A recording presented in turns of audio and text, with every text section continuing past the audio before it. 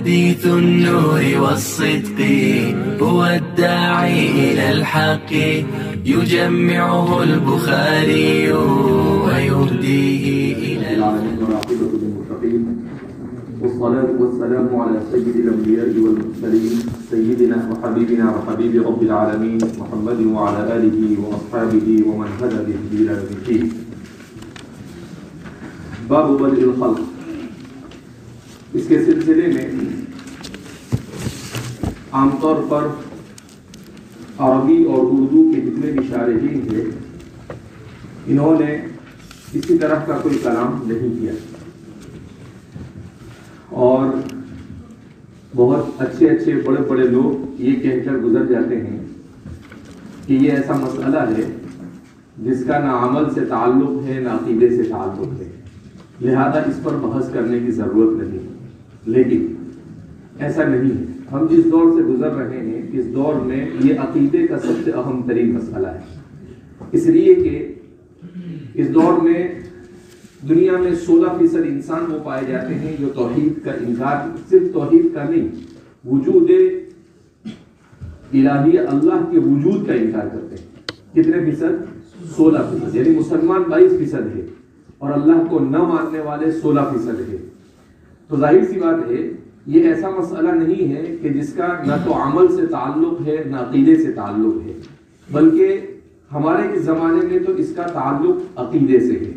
اس وجہ سے میں نے مختلف دوسری کتابوں سے استفادہ کر آپ کے سامنے اس مسئلے کو بیان کرنے کا ارادہ کیا کہ اس کے سلسلے میں مذاہب عالم، موجودہ مذاہب کیا کہتے ہیں اور اس کے سلسلے میں دیگر مذاہب کے ساتھ ساتھ عصر حاضر کے سائنسداں اور فلاسفہ کے سلسلے میں کیا کہنا ہے.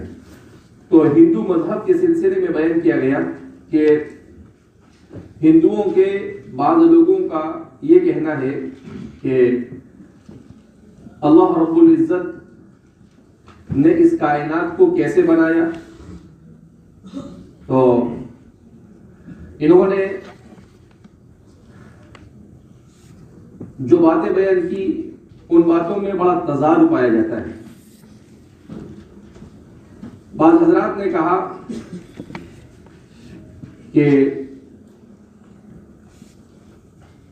وشنو کے نام سے اللہ نے کنول کو پیدا کیا اور کنول سے برہما کو پیدا کیا جو دنیا میں بادشاہت کے لیے بنائے گئے، اور برہما کے داہنے پیر کے انگوٹھے سے سیوامبھو کو پیدا کیا اور بائیں انگوٹھے سے ست رپاراتی کو پیدا کیا. چہرے سے ردر مریچ کو پیدا کیا جس کے 10 لڑکے پیدا ہوئے. ان 10 پرجاپتی ان کی 13 لڑکیوں کا بیاہ کیشب سے کیا.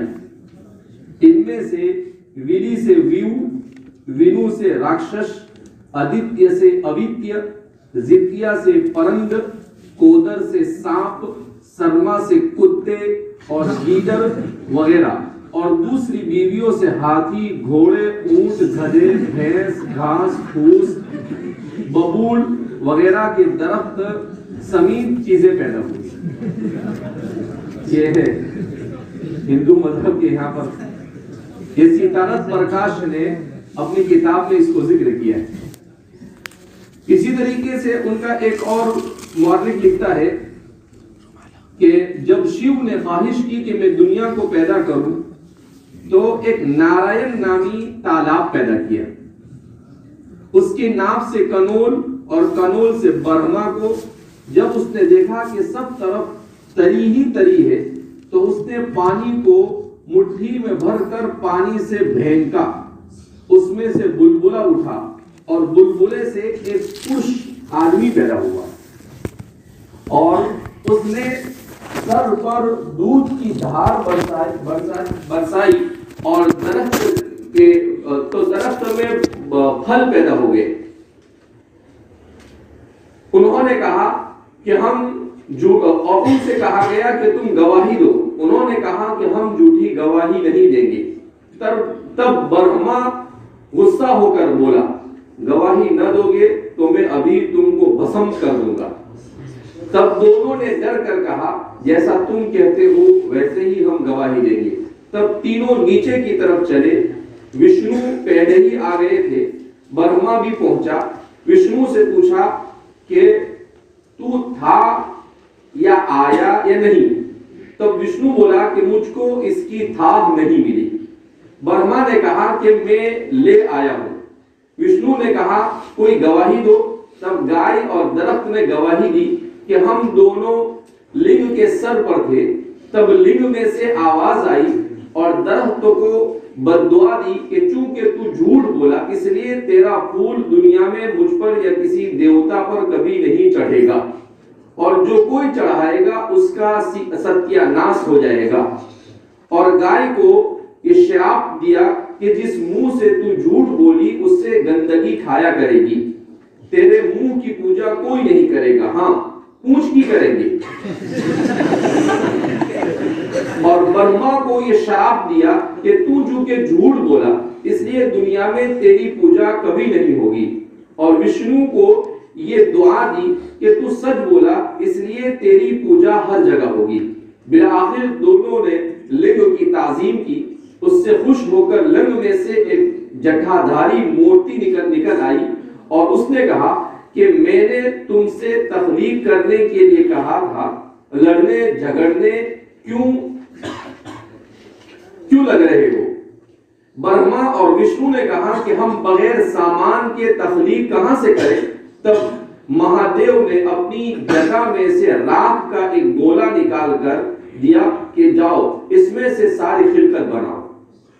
इससे मालूम हुआ कि शिव ने ब्रह्मा को पैदा किया और ब्रह्मा ने विष्णु को। फिर ब्रह्मा और विष्णु में हजारों साल जंग होती रही, जिसे चुकाने के लिए लिंग नमूदार हुआ, जिससे निपटने के लिए ब्रह्मा को 1000 साल लगाने पड़े और झूठ भी बोलना पड़ा। नतीजा निकला कि ब्रह्मा खालिक कायनात को माबूदियत के मकाम से उतार दिया गया और विष्णु काबिले परस्तिश है। ये इनके दूसरे, क्योंकि इनके यहाँ पर कोई ब्रह्मा को ताजीम होती है, किसी के यहाँ पर विष्णु की ताजीम होती है, तो हर एक अपने अपने मजहब के एतबार से इस तरह की बातें बयान करता है। तख्लीक के आगाज के सिलसिले में विष्णु पुराण नारोजी ने लिखा है कि अजली और अबदी भगवान विष्णु ने अजल में ब्रह्मा वगैरह को किस तरह पैदा किया, ये बात मुझे बताइए, क्योंकि आप सब कुछ जानते हैं। श्री शंकर जी ने कहा, पहले भगवान ने अपने दाहिने हिस्से से जगत को पैदा करने वाले प्रजापति ब्रह्मा जी को जाहिर किया, फिर अपने बीच के हिस्से से जगत को फना करने वाले रुद्रम नाम के शिव को जाहिर किया। साथ ही इस दुनिया की परवरिश करने के लिए उन्होंने अपने बाएं हिस्से से लाफानी भगवान विष्णु को जाहिर किया। पैदाइश और मौत से मुबर्रा इन अजली व अबदी देवता परमात्मा को कुछ लोग शिव नाम से पुकारते हैं, कोई सदासत्य रूप विष्णु कहते हैं और कुछ लोग उन्हें ब्रह्मा बताते हैं। भगवान विष्णु की जो बड़ी शक्ति है वही सारा काम करने वाली है, इसका रूप ये सारा जगत है। ये इनका दूसरा लिखने वाला लिखता है। आर्य समाज का तख्लीक के कायनात के सिलसिले में नजरिया। आर्य समाज और उसके बानी पुराणों के मुनकिर हैं। उनके लिए जरूरी है कि उनके तस्वुर तख्लीक को भी साथ ही समझ लिया जाए। स्वामी दयानंद सरस्वती फरमाते हैं, सरस्वती नहीं सरसोमी, ये अलग है, सरस्वती वो अलग है। सवाल, ये आलम परमेश्वर से पैदा हुआ या किसी और से? जवाब दिया, नमतकरण इल्लत फाइली पर परमात्मा से पैदा हुआ है, लेकिन उसकी इल्लत माद्दी माद्दा है। सवाल, क्या माद्दा परमेश्वर ने नहीं पैदा किया? जवाब, नहीं, वो अजली, वो अनावी यानी अजली है। ईश्वर, जीव और आलम के इल्लत मादी ये तीनों चीजें अजली है। ईश्वर, जीव और इल्लत ये तीनों चीजें अजली है। मादा, जीव और परमात्मा तीनों गैर मखलूक है। यही तीनों चीजें सारी कायनात की इल्लत है, लेकिन इनकी कोई इल्लत नहीं। उसकी मजीद तशरीह करते हुए स्वामा जी फरमाते हैं कि आलम की इल्लतें कितनी किस्म की हैं? जवाब में कहते हैं 3। एक निम्त इल्लत फाइली, दूसरा उपावन इल्लत मादी, तीसरा साधारण इल्लत आम्मा। इल्लत फाइली उसे कहते हैं जिसके बनाने से कुछ बने, न बनाने से न बने। आप खुद न बने, दूसरे को कुछ बना दे। दूसरी इल्लत मादी उसे कहते हैं जिसके बगैर कुछ न बने, वही दूसरी हालत में तब्दील होकर बने भी और बिगड़े भी। तीसरी इल्लत आम्मा जो बनने का जरिया और आम बाइस हो। इल्लत फाइली की 2 किस्में हैं, एक सारे आलम को इल्लत से बनाने, कायम और फना करने और सबको अपना आइन के अंदर रखने की खास इल्लत फाइली परमात्मा है। दूसरा परमेश्वर की मखलूक में से अशिया लेकर कई तरह के और अक़साम के मालूल बनाने की आम इल्लत फाइली जीव है।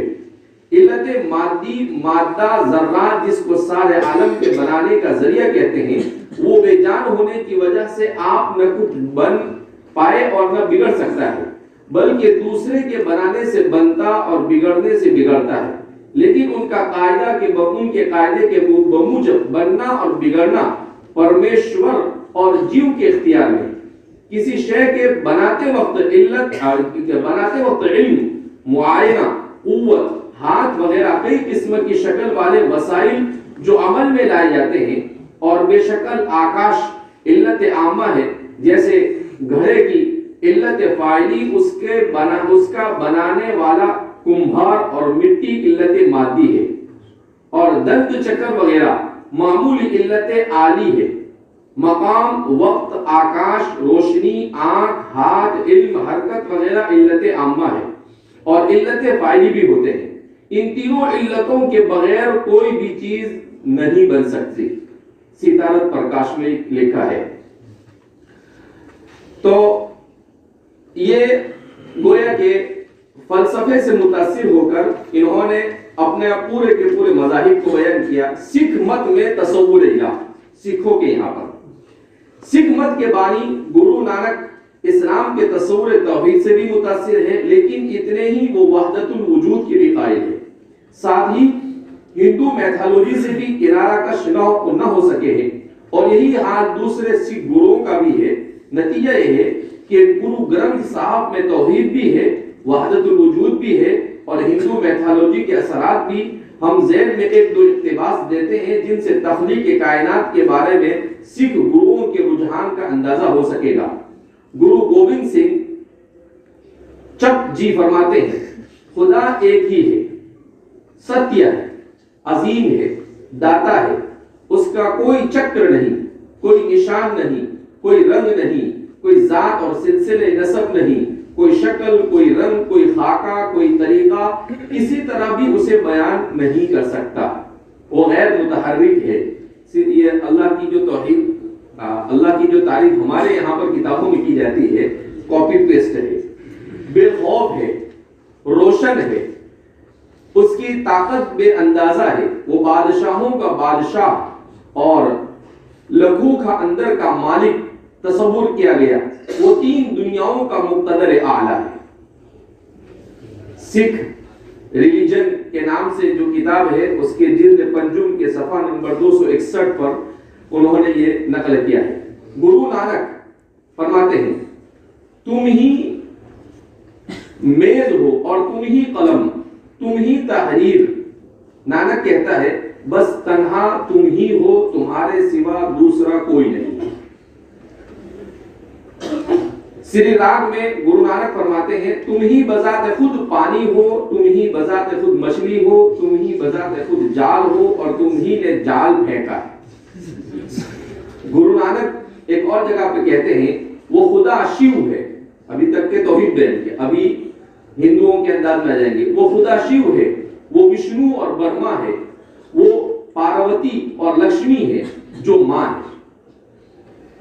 ایک اور جگہ پر وہ گرو نانک لکھتے ہیں برہما اور وشنو کے ناف کے کنول سے نکلا، برہما وشنو کے ناف کے کنول سے نکلا اور اپنے گلے کے سر ٹھیک کرتے ہی ویدوں کا بھجن شروع کر دیا، پھر بھی وہ خدا کی انتہا کو نہ دیکھ سکا اور آواگون کی تاریکی میں رہ گیا۔ راگ سورت میں آپ لکھتے ہیں نانک گرو ہے کیونکہ نانک خود خدا ہے۔ ابھی ان کا کوئی چیلا آیا، اس نے نانک کو کیا بنا دیا؟ خدا بنا دیا۔ گرو گوبند سنگھ نے لکھا جان لو کہ وہ میرا گرو ہے جو خدا کے مجسم ظہور ہے ابتدا سے انتہا تک۔ یہ عیسائیت سے متاثر ہو گیا، یعنی جتنے مذہب پائے جاتے ہیں سب سے کیا ہے کاپی پیسٹ کیا ہے۔ گرو رام داس وہ لکھتے ہیں اس کی انتہا کو کون جان سکتا ہے؟ وہ خوف سے پاک اور بے شکل خدا کا مجسم ظہور، صرف وہی ناقابل بیان خدا کو بیان کر سکتا ہے۔ وہ کون ہے جو زمین اور آسمان کو اٹھائے ہوئے ہیں، جس نے ہوا، پانی، آگ اور غذا پیدا کی، جس نے ہمیں رات میں چاند، تارے اور دن میں سورج عطا فرمایا، جس نے چٹانوں والے مستحکم پہاڑ پیدا کیے اور درختوں کو پھول اور پھل بخشے، فرشتوں اور 7 سمندروں کو پیدا کیا اور تینوں دنیاؤں کو سنبھالے ہوئے ہیں۔ اس ہستی کا وجود واحد خدا ہے، دائمی اور امر اور مقدس ہے، اس کا کوئی شریک نہیں۔ یہ پورا اسلامی تعلیمات سے اخذ کیا ہے۔ تو ان کے یہاں پر اس طرح سے دونوں طرح کی باتیں ملتی ہے۔ بائبل کا تصور خدا، بائبل کے عہد نامہ عتیق میں ہے جو یہودیوں اور عیسائیوں دونوں کے نزدیک مسلم اور مقدس صحیفوں کا مجموعہ ہے۔ پہلی کتاب کتاب پیدائش ہے، تخلیق کے کائنات سے متعلق یہودی اور عیسائی معتقدات کا بنیادی ماخذ یہی کتاب ہے۔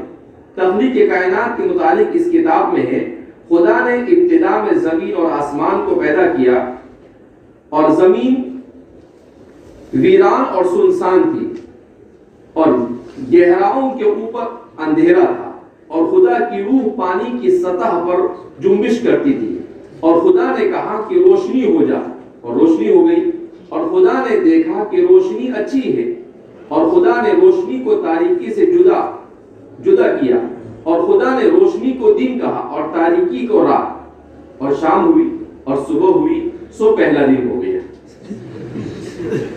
اور خدا نے کہا، جب جو اپنے آپ کو آسمانی مذہب کے ماننے والے ہیں ان کا یہ حال ہے تو دوسروں کا کیا حال ہوگا۔ اور خدا نے کہا پانیوں کے درمیان فضا ہو تاکہ پانی سے جدا ہو جائے، پس خدا نے فضا کو بنایا اور فضا کے نیچے کے پانی کو فضا کے اوپر کے پانی سے جدا کیا اور ایسا ہی ہوا۔ اور خدا نے فضا کو آسمان کہا اور شام ہوئی صبح ہوئی، سو دوسرا دن شروع ہو گیا۔ اور خدا نے کہا کہ آسمان کے نیچے کا پانی ایک جگہ جمع ہو تاکہ خشکی نظر آئے، اور ایسا ہی ہوا۔ اور خدا نے خشکی کو زمین کہا اور جو پانی جمع ہو گیا تھا اس کو سمندر، اور خدا نے دیکھا کہ اچھا ہے۔ اور خدا نے کہا کہ زمین گھاس، بیج دار بوٹیوں کو اور پھر پھل اور درختوں کو جو اپنی اپنی جنس کے موافق پھیلے اور زمین پر اپنے آپ ہی بیج رکھے اگائے، اور ایسا ہی ہوا۔ تب زمین نے گھاس اور بوٹیوں کو جو اپنی اپنی جنس کے موافق بیج رکھے اور پھلدار درختوں کو جن کے بیج ان کے جنس میں ہے اگایا، اور خدا نے دیکھا کہ اچھا ہے۔ اور شام ہوئی اور صبح ہوئی، سو تیسرا دن ہو گیا۔ قرآن نے کہا خلق السماوات والارض وما بینہما فی ستۃ ایام، اسی کو یہ عجیب و غریب انداز میں بیان کرتے ہیں۔ اور خدا نے کہا فلک پر نیر ہو کہ دن کو رات سے الگ کرے، اور وہ نشانوں اور زمانوں اور دنوں اور برسوں کے امتیاز کے لیے ہو، اور وہ فلک پر انوار کے لیے ہو کہ زمین پر روشنی ڈالے، اور ایسا ہی ہوا۔ سو خدا نے 2 بڑے نیر بنائے، ایک نیر اکبر کے دن پر حکم کرے اور ایک نیر اصغر کے رات پر حکم چلائے، اور اس نے ستاروں کو بھی بنایا، اور خدا نے ان کو فلک پر رکھا کہ زمین کو روشنی ڈالے اور دن پر اور رات پر حکم کرے اور اجالے کو اندھیرے سے جدا کرے۔ اور خدا نے دیکھا کہ اچھا ہے، اور شام ہوئی اور صبح ہوئی۔ चौथा दिन हुआ, खुदा ने पानी से कहा कि जानदारों को कसरत से पैदा करे और परिंदे जमीन के ऊपर फिजा में उड़े। और खुदा ने बड़े बड़े दरियाई जानवरों को और हर किस्म के जानदारों को जो पानी में बकसरत पैदा हुए थे उनको जिन्स के मुआफिक और हर किस्म के परिंदों को उनकी जिन्स के मुआफिक पैदा किया। और खुदा ने देखा कि अच्छा है, और खुदा ने उसको ये कहकर बरकत दी, फलो और बढ़ो और उन समंदरों के पानी को भर दो और परिंदे जमीन पर बहुत बढ़ जाएं। और शाम हुई और सुबह हुई, सो पांचवा दिन हुआ। और खुदा ने कहा जमीन जानदारों को उनके जिन्स के मुआफिक चौपाए और रेंगने वाले जानदार और जंगली जानवर उनके जिन्स के मुआफिक पैदा करे। और ऐसा ही हुआ। और खुदा ने जंगली जानवरों को और चौपायों को उनकी जिन्स के मुआफिक और जमीन के रहने वाले जानदारों को उनकी जिन्स के मुआफिक बनाया। और खुदा ने देखा अच्छा है। फिर खुदा ने कहा हम इंसानों को अपनी सूरत पर अपनी शबीह के मानिंद बनाए। वो समंदर की मछलियों और आसमान के परिंदों और चौपायों और तमाम जमीन और सब जानदारों पर जो जमीन में रहते हैं इख्तियार रखे।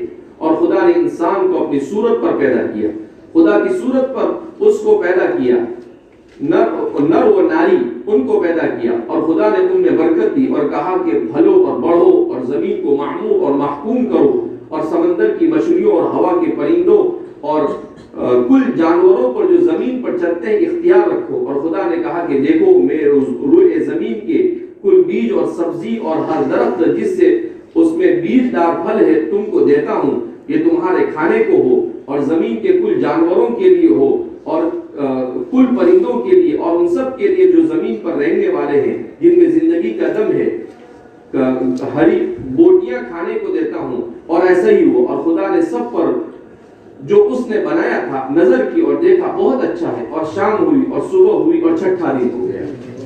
सो आसमान और जमीन और उनके कुल लश्कर का बनाना खत्म हुआ। मैंने कहा सिद्दत के क्या वही आगे छोड़ा इन्होंने। और खुदा ने अपने काम को जिसे वो करता था 7वें दिन खत्म किया, अपने सारे काम से जिसे वो कर रहा था 7वें दिन फारिग हो गया।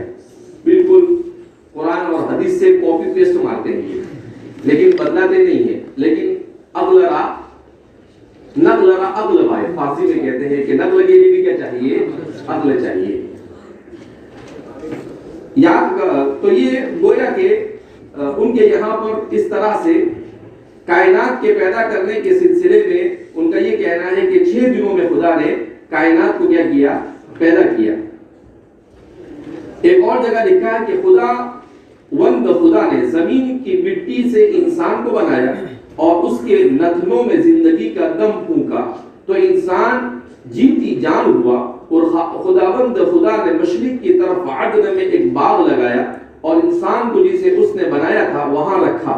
और खुदा ने हर दरख्त को जो देखने में खुशनुमा और खाने के लिए अच्छा था जमीन से उगाया और बाग के बीच में हयात का दरख्त नेक और बद की पहचान का दरख्त भी लगाया। और खुदा ने आदम को हुक्म दिया और कहा कि तू बाग के हर दरख्त का फल बेरोक टोक खा सकता है, लेकिन नेक और बद की पहचान के दरख्त का कभी न खाना, क्योंकि जिस रोज तूने उसमें से खाया तू मेरा नहीं रहेगा। तो खुदा ने आदम पर गहरी नींद भेजी और वो सो गया और उसने उनकी पसलियों में से एक को निकाल लिया और उसकी जगह गोश्त भर दिया। और खुदा इस पसली से जो उसने आदम से निकाली थी एक औरत बनाकर उसे आदम के पास लाया। और सांप कुल दस्ती जानवरों से जिनको खुदावंद ने बनाया था चालाक था। औरत ने सांप से कहा जो दरख्त बाग के बीच में है उसके फल के बाबत खुदा ने कहा है तुम न तो उसे खाना और न छूना वरना मर जाओगे। तब सांप ने औरत से कहा कि तुम हरगिज न मरोगे, बल्कि खुदा जानता है कि जिस दिन तुम उसे खाओगे तुम्हारी आंखें खुल जाएगी और तुम खुदा के मानिंद नेक और बद के जानने वाले बन जाओगे। औरत ने उसके फल में से लिया और खाया और अपने शौहर को भी दिया और उसने खाया। तब दोनों की आंखें खुल गई और उनको मालूम हुआ कि वो नंगे हैं और उन्होंने अंजीर के पत्तों को सीकर अपने लिए लुंगियां बनाई। और उन्होंने खुदावंद की आवाज जो ठंडे वक्त बाग में भरता था सुनी और आदम और उसकी बीवी ने आपको खुदावंद के हुजूर से बाग के दरख्तों में छुपाया। तब खुदा ने आदम को पुकारा और उससे کہ تو کہاں ہے؟ اس نے کہا میں نے باغ میں تیری آواز سنی اور میں ڈرا کیونکہ میں ننگا تھا اور میں نے اپنے آپ کو چھپایا۔ اس نے کہا تجھے کس نے بتایا کہ تو ننگا ہے؟ کیا تو نے اس درخت کا پھل کھایا جس کی بابت میں نے تجھ کو حکم دیا تھا کہ اسے نہ کھانا؟ پورا قرآن اور حدیث سے مرچ مسالہ لگا کر۔ اور خداوند خدا نے جب دیکھا انسان نیک اور بد کی پہچان میں ہم میں سے ایک کے مانند ہو گیا، اب کہیں ایسا نہ ہو کہ وہ اپنا ہاتھ بڑھائے اور حیات کے درخت سے بھی کچھ لے کر کھائے اور ہمیشہ جیتا رہے۔ اس لیے خداوند خدا نے اس کو باغ عدن سے باہر کر دیا۔ یعنی آدم علیہ السلام کو اس لیے نکالا کہ اللہ کو یہ ڈر لگا کہ وہ اللہ رب العزت کا مقابل بن جائے گا۔ جب انہیں زمین پر آدمی بہت بڑھنے لگے اور ان کی بیٹیاں پیدا ہوئی تو خدا کے بیٹوں نے آدمی کی بیٹیوں کو دیکھا کہ وہ خوبصورت ہے اور جن کو انہوں نے چنا ان سے بیاہ کر لیا۔ بعد میں جب خدا کے بیٹے انسان کی بیٹیوں کے پاس گئے تو ان کے لیے ان سے اولاد ہوئی۔ یہی قدیم زمانے کے سورما ہیں جو بڑے نامور ہوئے۔ گویا خدا کے بھی بیٹے ہیں اور وہ بنت ہوا سے شادیاں کرتے ہیں اور ان سے سورما پیدا کرتے ہیں۔ یہ اسی طرح کا تخیل ہے جو مشرک قوموں میں ہر جگہ موجود ہے۔ تو یہ بائبل میں ان کے یہاں پر جو تصور پیش کیا گیا ہے اس میں کچھ چیزیں قرآن سے لی گئی اور کچھ چیزیں سنت رسول احادیث مبارکہ سے اور کچھ چیزیں دیگر شرکیہ مذاہب سے لے کر انہوں نے اس طریقے سے اپنے مذہب کو بیان کرنے کی ہے کوشش کی ہے۔ بہرحال عام طور پر یہ چیز نظر آتی ہے کہ دنیا کے کسی بھی مذہب کے پاس تخلیق کائنات، مبدأ کائنات اور انسان کے سلسلے میں کوئی ایسی تفصیل اور کوئی ایسی بات نہیں ملتی جو انسان کے گلے اترے اور جو حقیقت اور حق کے بالکل قریب ہو۔ یہ پورا تصور یہ کتاب و سنت میں اللہ کے رسول صلی اللہ علیہ وسلم نے بڑی تفصیل کے ساتھ بیان کیا، جس کو امام بخاری اس پوری کتاب میں کیا کر رہے ہیں؟ بیان کر رہے ہیں۔ تو یہ دنیا کے وہ مذاہب جو اس وقت ہماری زمین پر کیا ہے موجود ہے اور جن کا عام طور پر چونکہ یہودیت اور نصرانیت یہ بالکل ایک دوسرے کے قریب قریب ہے، اس میں کوئی فرق نہیں، اسی لیے دونوں کو ایک ساتھ یہاں پر کیا ہے؟ بیان کیا ہے۔ اور سکھ مذہب یہ سب طرف سے چرا کے ایک نیا مذہب کیا ہو جاتا ہے؟ بن جاتا ہے۔ اور ہندو مذہب نے بھی فلسفے سے کچھ لیا، عیسائیت سے کچھ لیا، اس طریقے سے ہر ایک دوسرے سے اخذ کرتے ہیں، مگر ان کے یہاں پر کوئی واضح تصور نہیں ملتا ہے۔ ایسی بات ملتی ہے جو یا تو انسان کے دماغ میں نہیں آتی ہے یا ایسی بات ملتی ہے جس کا سمجھنا تو مشکل لیکن جس کو حقیقت تسلیم کرنا بھی یہ بیوقوفی سے عاری نہیں ہوتا ہے۔ تو یہ اللہ رب العزت کا مبدأ کائنات کے سلسلے میں اور تخلیق کائنات کے سلسلے میں ہندوستان اور دنیا بھر کے مشہور مذاہب کا جو نظریہ تھا وہ پیش کیا۔ اب ہمارے سامنے صرف رہ جاتا ہے تین نظریے ہوتے ہیں۔ فلاسفہ نے ایک نظریہ پیش کیا ہے، نظریہ فیض اور عرفان اور نظریہ ارتقاء۔ تو فلاسفہ اور سائنسداں ان تینوں نے مل کر اس نظریے کو پیش کیا ہے اور آخر میں ہم اسلام کا نظریہ تخلیق کیا ہے اسے جاننے کی انشاءاللہ کوشش کریں گے۔